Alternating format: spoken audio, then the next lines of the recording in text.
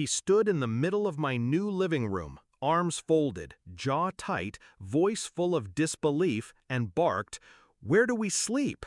I didn't flinch. "You don't." The silence afterward was thick, suffocating. My sister's kids clung to her coat sleeves. Her husband avoided eye contact. And my father? He looked at me like I'd slapped him across the face.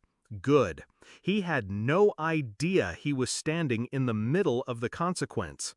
They raised me to be obedient, the fixer, the peacekeeper. Every holiday, every family function, I bent, folded, shrank to keep them comfortable.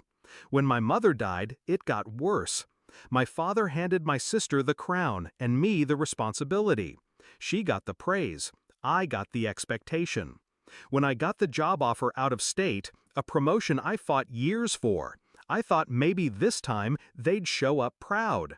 My own place, my own name on the door. I invited them before I unpacked my last box. I should have known better. 2 weeks before the move, he called. Casual tone, like he wasn't about to light a match. "You'll need at least 4 bedrooms. Me, your sister, her husband, the boys. Make sure we all fit comfortably. Don't waste money on anything small. We'll be staying long." No can we, no would it be okay, just assumption. I laughed. Honestly, I did. I thought he was joking. He wasn't. When I told him I signed the lease on a modest 2-bedroom, he exploded. What kind of selfish daughter doesn't make space for her family? Are we supposed to sleep on the floor like dogs? That line stuck. Dogs.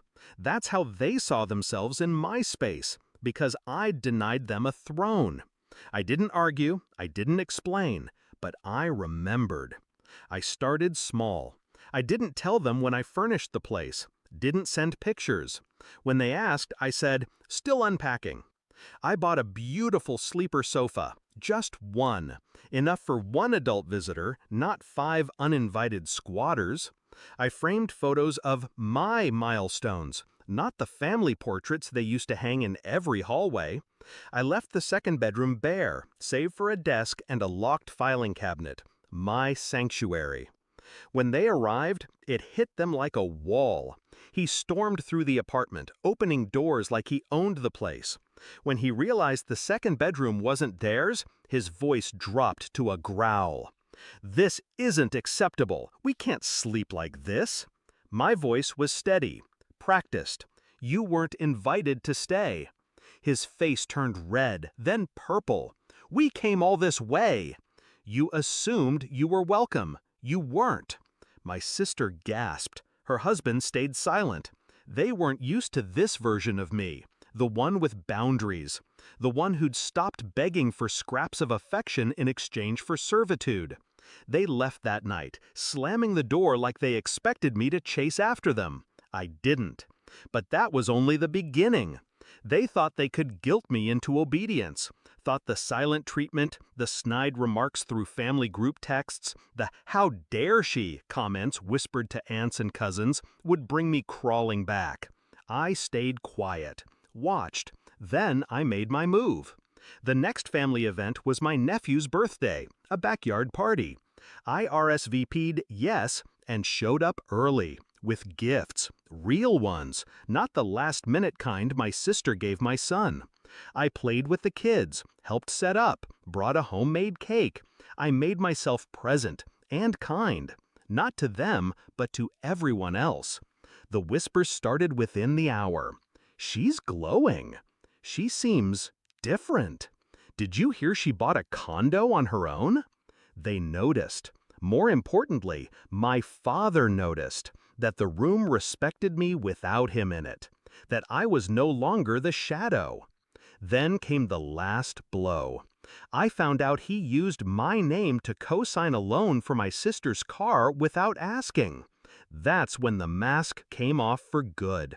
I hired a lawyer, sent a formal cease and desist, reported the fraud. He called in a panic when the bank froze their account. "You're tearing this family apart." I let him yell, let him spit every venom-soaked word he could summon. And when he finally stopped to breathe, I gave him nothing but silence. Then I hung up. The day he came to my door in full-blown panic, begging me to fix it, I didn't let him in. He stood there, stunned, furious, powerless. That's when I realized he never wanted a daughter. He wanted a servant, and I just quit. I wish I could say it was easy, that I walked away and never looked back. But cutting ties isn't painless. It's surgery. And sometimes the bleeding continues long after the wound is clean. But I'd rather be alone in a place I built than surrounded in a house where I was always outnumbered. Now my apartment is quiet, peaceful. It smells like coffee and ambition, not guilt. And if he ever asks again where he sleeps, I'll say it slower this time. You don't.